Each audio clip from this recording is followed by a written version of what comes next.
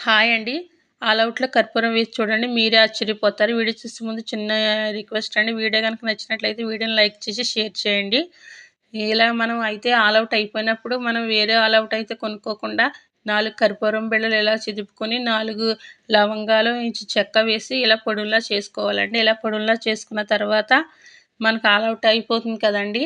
ఆ ఆల్ ఔట్‌లో ఇది వేసుకొని దీంట్లో నిండా మనం నీళ్ళు పౌడర్ అంతా కూడా దీంట్లో వేసుకొని నీళ్లు నిండా వేసుకొని మనం ఆల్ ఔట్ అయితే ఆన్ చేసామంటే చీమలు కానీ ఏమీ కూడా రావండి.